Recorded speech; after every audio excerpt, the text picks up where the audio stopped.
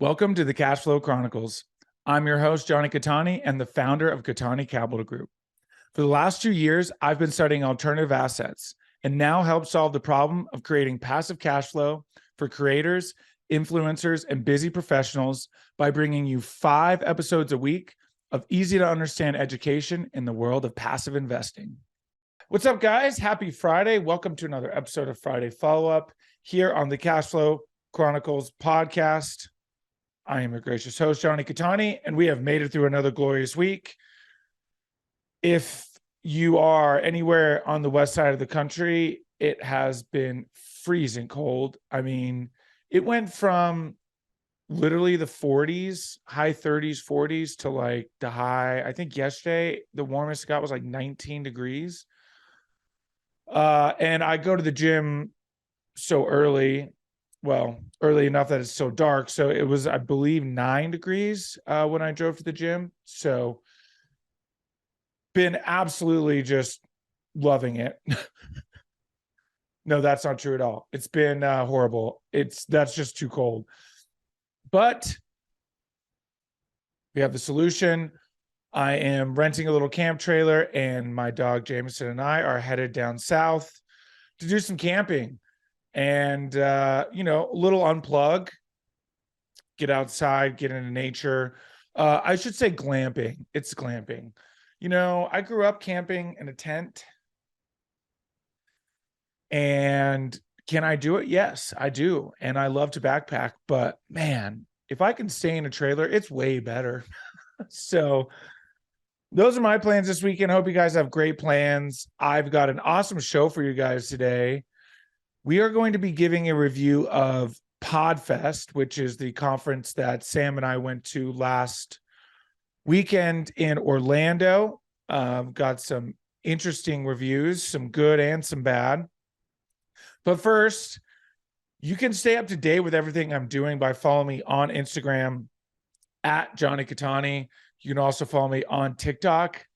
Still trying to decide what route I want to go with TikTok. Of course, everyone in the social media business space is saying that, they should be basically symbiotic, essentially the same, mutually exclusive, probably is a better way of putting it, between Instagram and TikTok, Reels, everything business. Right now, I've got TikTok as kind of like the other side of me. There's going to be a mix of business, but there's some live stuff in there. Like yesterday, I complained about my inability to conform to time. I don't know. I struggle with time so much. Not necessarily time management. Sometimes it can manifest into poor time management for sure. But if anybody has any solutions or anything that's helped them, I have a hard time believing that in literally 3.5 weeks, because February's a short month. It's going to be March. And people are talking about making plans in March. And I've got a conference here in Salt Lake, best ever conference at the beginning of March. And it's literally like a month away.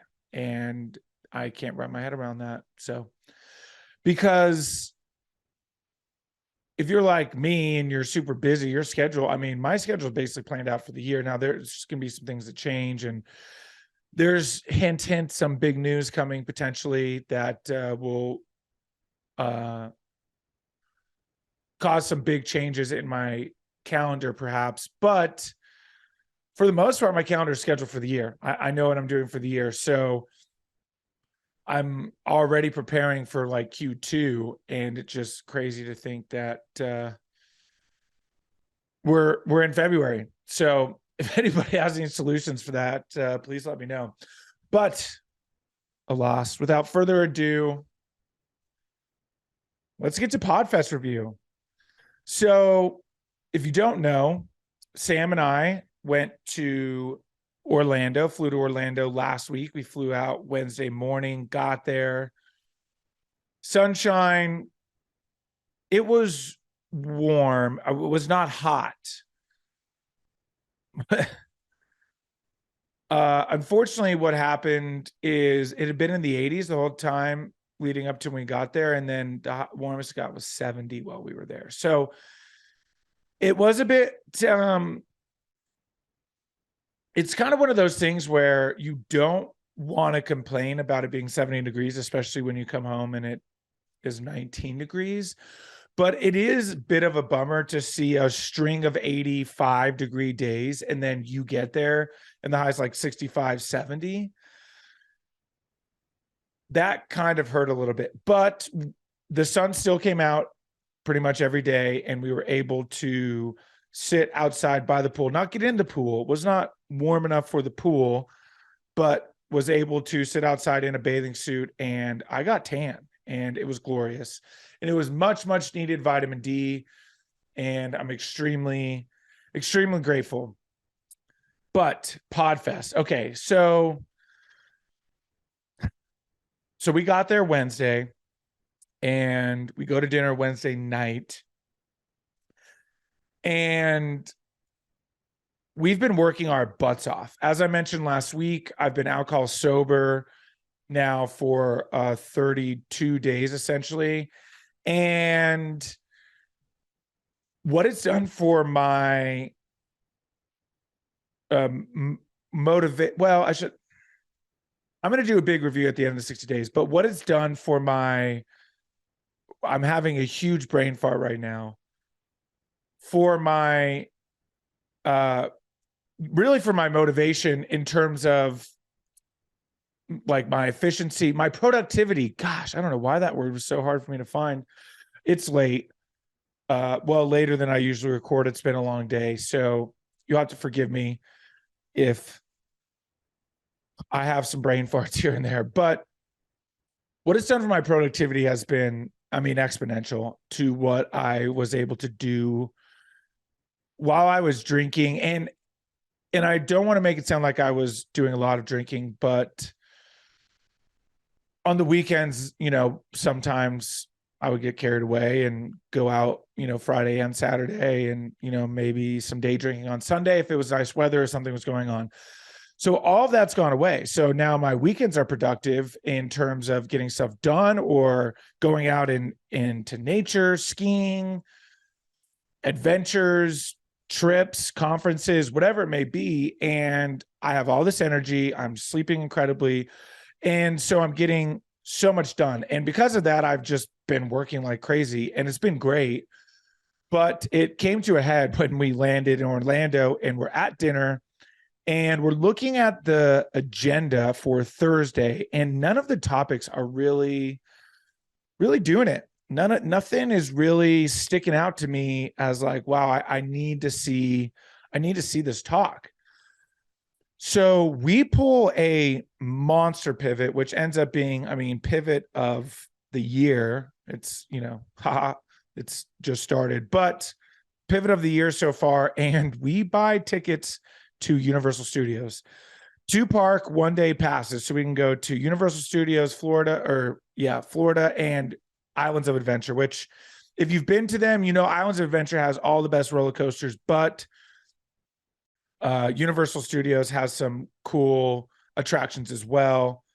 And we ended up literally just skipping. No, that's not true. We went and checked in and registered on Thursday morning and kind of got a lay of the land. And it was a little quiet, to say the least. So we bought tickets to Universal Studios and we went and played all day, rode roller coasters.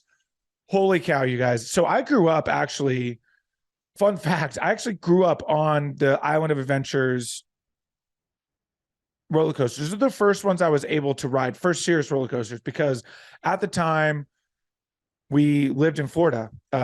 True story. I've lived in Atlanta, Georgia, and I've lived in Florida, Melbourne Beach, which is about an hour, 45 to an hour south of Orlando, if I remember correctly. And because of that, we would go up as a family to my little sister, my mom, and my mom's husband at the time would go up and ride roller coasters. And this was, gosh, you guys, this was like 20 years ago. So the Hulk was like the was like an evolutionary ride. And the Hulk is their probably most famous roller coaster that they still have. And big green roller coaster called the Incredible Hulk, whole thing centered around the Hulk, how there's all this stuff to kind of keep you entertained as you're waiting in line. And we ended up catching it, just perfectly. The longest we waited less than an hour, 55 minutes, naturally was the very last ride. But up until that point, we didn't wait more than 40 minutes. And the sun came out. It was gorgeous. We ended up doing like 12 miles total of walking, just bouncing around. The nerd in me came out. I felt like a little kid again. We explored Harry Potter World, which was amazing. Unfortunately, the ride there we heard is incredible. Well, there's two. The one with all the CGI was a lot of fun. It's like Harry Potter experience. That was absolutely magical. So much fun. But they have another one called Hagrid's like motorbike adventure, and it was always a 90-minute wait, so we never end up waiting. Come to find out, it's like one of the best engineered rides in the world. It's absolutely incredible in terms of the experience, what it offers, which explains why it's such a long wait and everybody wants to ride it. So that one, unfortunately, is still on the bucket list, but they replaced Dueling Dragons. So they had a roller coaster called Dueling Dragons, and it was two roller coasters, exact same, that when I first started riding them would go at the same time, and everything was in opposite directions. And then there were moments where they would like come at each other, and it looked like you were going to crash into each other. And then of course, they would go their separate directions, and they were absolutely incredible. And because it was two, it would limit, mitigate how long you had to wait in line, and they were amazing. And so, no, I'm sorry. The Harry Potter one is what replaced Dueling Dragons in terms of where it was. And they brought in the Harry Potter ride because apparently it can do like 2,800 people an hour. But the engineering is so heavy in terms of so taxing on the machinery, on how many moving parts it has, that in order to do that many, when it first came out, they would have to close it every day at 4 p.m. to re-grease everything and do daily maintenance. So because of that, they've reduced the amount of people they can put through it in order for it to stay open all day long, which means a longer wait. I assume as time goes on, they'll get more and more efficient and eventually, hopefully, get back to that 2,800 people an hour, which is just staggering in terms of a roller coaster. But they've added a new ride in honor of Jurassic World, and it's called the Velocicoaster. And oh my gosh, you guys, it was incredible. It was absolutely incredible. And I could spend this whole podcast just talking about the Velocicoaster.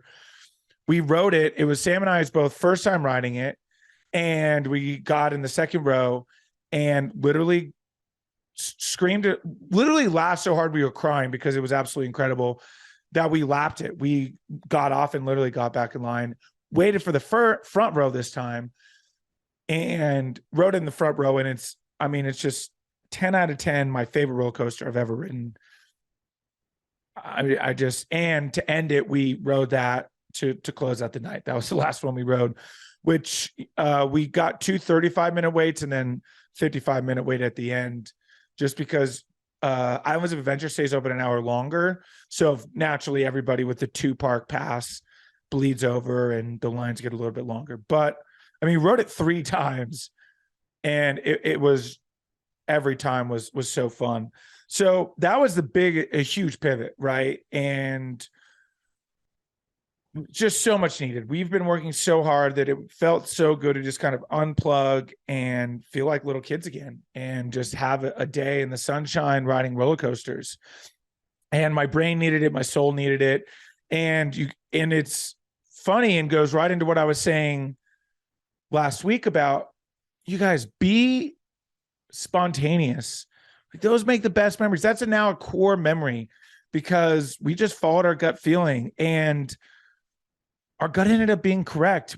So we ended up going to Podfest on Friday for a little bit. Well, we saw some of the things we wanted to see. did some networking. There was there ended up being a group there, a small group there who had real estate podcasts. So we all ended up meeting up kind of Friday afternoon, late afternoon. And after talking to people, it turns out Thursday was kind of a bust. And so we didn't feel bad. And if you've been listening, you know that another reason we were going is because our podcast coach was speaking on a panel on Saturday, which was the last day. So we finally got to meet Kevin. Shout out to Kevin. He's just as amazing in person as he is over Zoom. And we chatted with him. And hopefully I can say this, but he said that he would have gone home on after Thursday if he didn't have to speak, because the speakers they had, I was more qualified than some of the speakers. And listen, a daily has expedited everything, right? I have 218 now aired episodes. This will be 221, I believe. And so by the time you're listening, it's 221 published episodes. And there were people up there with like 30 aired episodes, which is, of a weekly, that's like 8 months of a weekly, 7 months of a weekly. There were people saying that you shouldn't be using social media to grow a following. Like, just absolutely absurd. I mean, listen, I love a good hot take, good controversial opinion, but that's just straight ignorance, I think, at that point. And that's almost too far in the wrong direction. So the nice thing in my review of podcasts, of Podfest, I give it a 6 out of 10 total. We were able to accomplish things we want to accomplish, made some good connections. Really all it's about are just those few connections. I've told you guys, my goal when I go to those things is not necessarily to sit through a lot of talks, especially because I have a hard time sitting still anyway. But it's really about the networking. And because of that, I met some great people, got some great contacts, going to have some awesome people on my podcast, going to go on some great podcasts. In fact, I just got an email tonight from the lady who organized the real estate podcast meetup. So very, very, very excited in that I got what I was looking for, which, if you go to enough of these things, which I have now, not that I'm some veteran who goes to, 10 of these a year. I'll probably go to 4 this year, maybe 5. We'll kind of see. Now, it'll be different once I start speaking, and that's next year's goal. This year's goal, like I said, start growing the portfolio, really get a foundation to stand on to start speaking. And so I'm really looking forward to that. But attending them, the key for me is the networking, and I figured out how to do that and maximize my time. And the more you do it, the less awkward you feel just straight walking up to someone, or just like stopping someone as they're walking by and chatting with them and striking up a conversation. And you start to recognize people from like LinkedIn and social media if they've got a footprint. So, the industry starts to get small the more you're in it, which is nice. And that's how a lot of industries are going to be, right? So I encourage you in your industry to go and network and learn how to do it effectively. And like I talked about, last week, it's really not that hard, even as an introvert, because you really don't need to expel a ton of energy and you don't need to give it a lot of time. I mean, think about how many conversations you could have in an hour. You could have 3 really good, meaningful conversations in an hour, right? So if you think an hour a day, that's 3 total hours. That's 9 conversations. Let's just say 10, just because I like easier math. 10 conversations, 10 meaningful conversations, of those 2 become partnerships, 20%. That's solid. Even one partnership could 10x the cost of the entire trip. Let's say, with airfare and everything, ticket price, you're at, $1,500. And I can get why that they can start to add up and people can't make them, but, or let's just say 1,000, right? You do it super low budget. And these may sound like a lot. And you guys, some of these ticket prices are ridiculous, which is why I don't go to so many, because I'm not going to pay $1,200 for a freaking conference ticket, right? Like that better guarantee me a partnership for $1,200. And luckily, because of my networking skills, it almost can, but still, but to 10x, $1,000, that's $10,000. You could make that with an acquisition fee, in a partnership, not to mention what you'd make over the life of a deal, a really good deal. So that's my review of Podfest. That's my goal. I was able to accomplish it. Was it the best? No, but also coming off of Race Fest, I got super spoiled. I mean, again, Hunter just puts on an absolute show, a masterclass in conferences, which by attending enough of his, I could easily do my own. Now, whether or not I want to go through that headache, I don't know. It looks so stressful. It's like having a massive party. Do you actually have fun at your own parties? Answer is no, you don't. Because you're stressed out the whole time, making sure everything's going well. If something's not going well, you got to put out fires left and right. And it's not to say you don't have people in place to do certain things, but ultimately, the buck stops with you. And I'm just not sure that appeals to me. So I don't know. That could change over time. We'll see. The next sort of echelon or the next step in my evolution is speaking. So we'll see how that goes. I'm looking forward to that. So anyway, that's my review of Podfest. Thank you guys so much for listening. As always, I appreciate it. I hope you guys have great plans this weekend. I am on my way to St. George, Utah right now for some warmer weather. It's supposed to be in the 60s, knock on wood.